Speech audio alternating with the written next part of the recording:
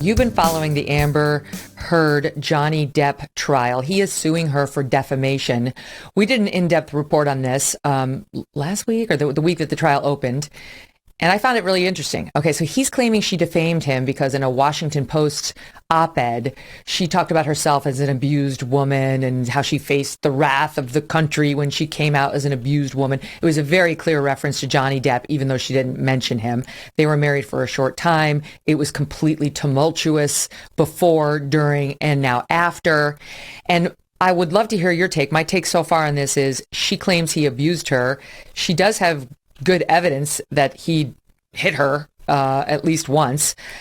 And the evidence is overwhelming that she hit him and abused him all the time. So, like, you could make a case on his side that he was wrongly defamed because she painted herself as like a traditionally abused woman who's just like, I have no power. And meanwhile, the evidence so far has been pretty overwhelming that she was extremely physically aggressive toward him in a disturbing way. Yeah, well, I would actually like to hear what it is that you think is super. And I don't mean this in a derogatory way. I haven't seen anything convincing that he hit her. I've seen sort of circumstantial evidence a little bit. Well, the therapist says so. The therapist says that he committed violence against her, and the therapist was his witness. Right. Okay. So the therapist is witness, but the therapist, I guess, also said that is it the therapist or the physician who said that she hit him and that she admitted to hitting him? It's the therapist, the counselor. They sought. Is it the counselor? Marriage counseling before they got married. It's never a good sign. Okay. But they did. But she said it was mutual abuse. She said Depp may have initiated it on occasions. That I'm less sure on. But when asked if there was violence from Depp toward Amber Heard, she said yes. So, but I mean, look, she was there because she could testify to the violence that Amber perpetrated on Johnny Depp. So my own feeling is, okay, I guess she did get what I'm remembering is, how did the therapist know that? Was the therapist they there sat there for and the admitted violence? it. Well, they sat there and admitted it. That's my problem.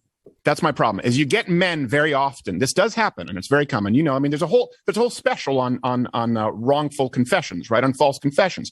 You get people who are mentally abused. You get people. You're just talking about a few hours of interrogation, and they'll fess up to things that they didn't do. Now the difference. But he's on tape admitting. You're going to make me like defend her, and I don't really want to be in that position. No. I'm not making you defend her. But what I'm saying. But he is on tape saying that. He denies that it was a headbutt, but he's on tape admitting that he claims in an effort to stop her from hitting him, he did something just short of a headbutt. Yeah, I don't think. No. He was talking about restraining her. If that's what we're talking about, that's very different from her punching him in the face. So that's what I'm saying. If that's the only proof that we have, that's not the same as being an aggressor. And Jordan, a few things to sort of get into here. And I know people use the term men's rights. I mean, rights are rights. But in this case, look, I have a lot of young men who watch this show. And what I genuinely struggle with as a Christian who really does believe and advocate the institution of marriage, what I'm really referring to, and I've sort of had to decouple this, is the biblical sort of, definition of marriage versus the state getting in and screwing up, because it's a contract right now that doesn't make sense for a young man to make. And that's why you're seeing fewer and fewer young men wanting to get married. So in certain states, someone like an Amber Heard could have never worked, could cheat on someone like a Johnny Depp and take half. Now, I will say, I don't believe that restraining a woman who was violent, from what I had heard on these tapes, that's where she put nail polish and faked like he broke her nose. I don't think that's the same as her admitting to him, unbeknownst to her that she's being recorded, that she punched him. And here's the thing too, a woman who behaves that way, and I mean, by behave that way, I mean, go, oh, okay, so I punched you. I hit you like that. I didn't punch you because I was too busy hitting you. Go to the world and tell them, see who they believe. That doesn't appear to be a woman who's afraid of being abused. A woman who takes, pardon me, well, use Johnny Depp's, I noticed that there was a poop on my bed. He's sitting there, like, he tries, he said, she had made her grumpy on the bed. I realized it was, I thought there was a mint. It was mostly poop. And you're just sitting there like, this is not a woman who's afraid. And she said it was a prank. Let's look at context. A prank is something you pull on your friends. Even then, I've never once with my friends been like, hey, this is funny. That's not how you do it. It's gross. It's way over the line between guys. It was the Yorkie, Stephen. It was the Yorkie. That's her defense. It was not the Yorkie. That's right. But no, she admitted at one point. She did admit on the record at one point it was either her or one of her friends. She said it was a prank.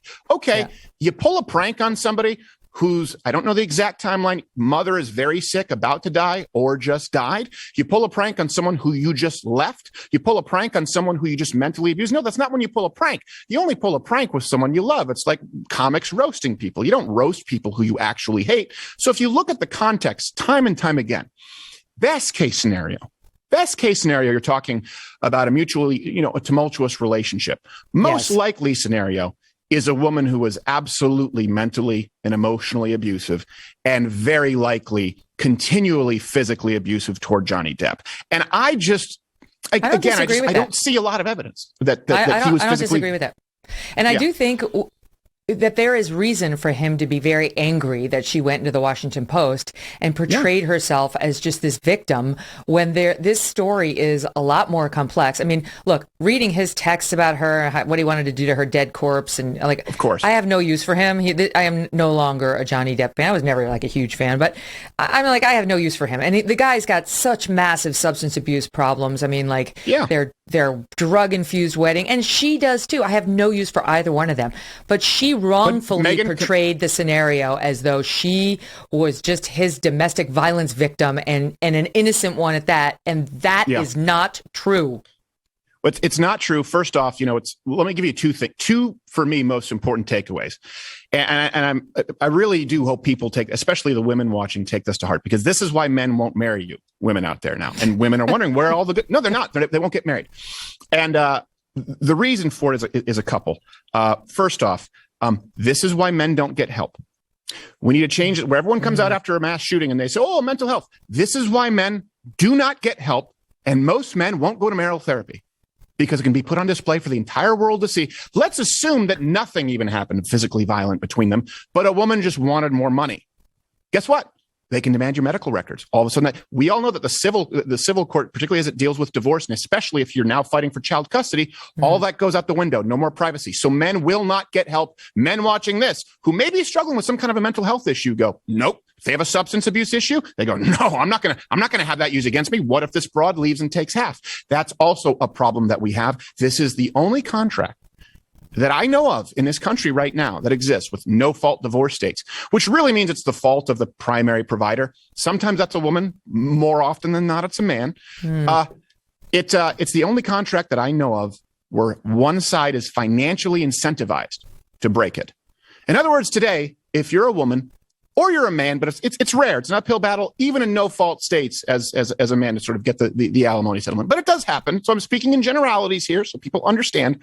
But if you're a woman, let's say, who comes from meager means, let's sort of separate Amber Heard and Johnny Depp for a bit. If you're a woman who comes from meager means and you want to get wealthy, you've never worked, you didn't get a degree, you have no skill set, but you're good looking, your best path to victory is to simply marry a man, leave him, and take half.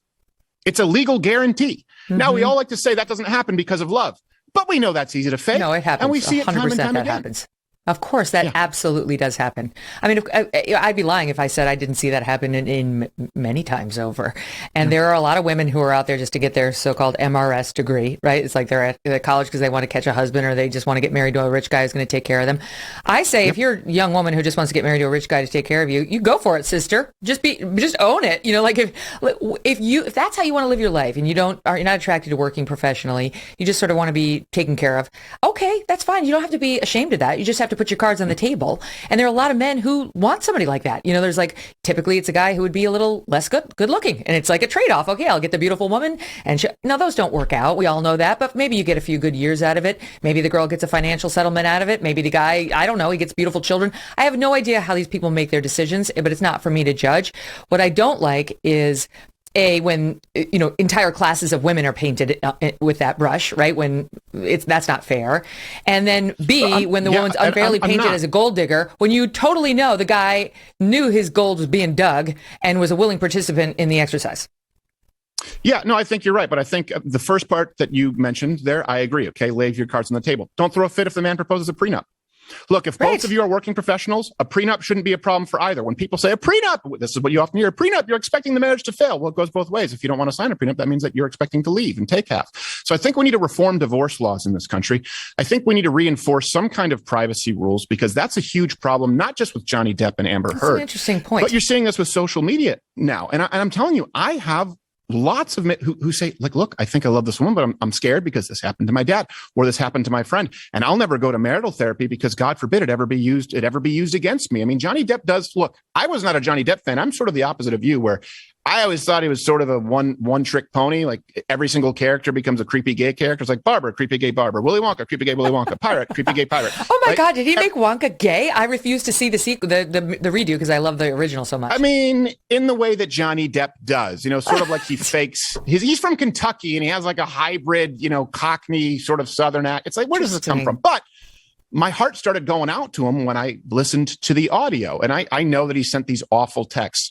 But this is also something that I think that women, would do well to understand with men. Is Jordan Peterson talks about this. We don't always know. A lot of men don't know how to deal with a continually aggressive woman, right? Mm-hmm. And like Bill Burr told a joke about it. And it's funny. He's like, people say there's never a reason to hit a woman. I can think of like 19 off the top of my head. You just don't do it. Right? That's his joke, but it's true, because guess what? If one of my buddies here poops on my pillow, we're fighting. A lot of people don't know that. We're fighting because there is a level of accountability with men where you use your words, where that line is, and that is how we deal with each other. Now, when that is removed and a woman can be continually aggressive, a woman can be physically aggressive, like you see with Amber Heard, and we have a society that thinks it's just as violent to restrain a physically aggressive woman, you really do leave a lot of men as cornered animals. And then you add on top of that men who are afraid to get help because if they're struggling with issues, it could be used against them. And I really see I'm not going out there talking about men's rights as far as a pickup culture issue. This is something that's bad for women because the institution of marriage is being eroded, and not by two dudes getting shacking up at the Folsom Street Fair. That's not what I'm talking about, but through these laws that take place at the state level. And it's hard for me as someone who truly, believes in the institution of marriage to advocate it as anything other than a losing deal for a lot of young men out there. And that's what I see.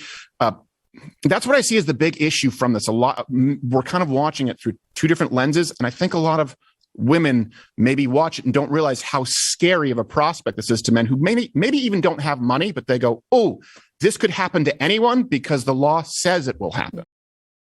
Black Rifle Coffee Company is a veteran-founded company serving premium coffee to people who love America. They develop their explosive roast profiles with the same mission focus learned as military members serving this great country. And in 2021, Black Rifle Coffee donated over 100,000 bags of coffee.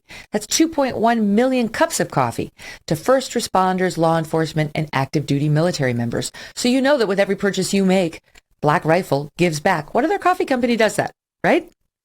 Black Rifle Coffee imports high-quality coffee beans from Colombia and Brazil, and they roast them 5 days a week at their facilities here in the USA, in Manchester, Tennessee, and Salt Lake City, Utah, to be exact. And that means you get the freshest coffee possible, no matter where you live. The best way to enjoy Black Rifle's freedom-filled coffee is with the Black Rifle Coffee Club. When you join the club, your brew of choice is roasted, packaged, and shipped free to your door on your schedule. How many times have you been like, where's the coffee? Oh, I forgot to get it. And that's one thing you don't want to be out of, and the Coffee Club solves that. You buy it at blackriflecoffee.com. Use the code MK at checkout for 20% off your purchase and your first Coffee Club order. That's blackriflecoffee.com/MK. Black Rifle Coffee, America's coffee. Hey, thanks so much for watching. If you like what you just saw, hit the subscribe button for more clips and full episodes.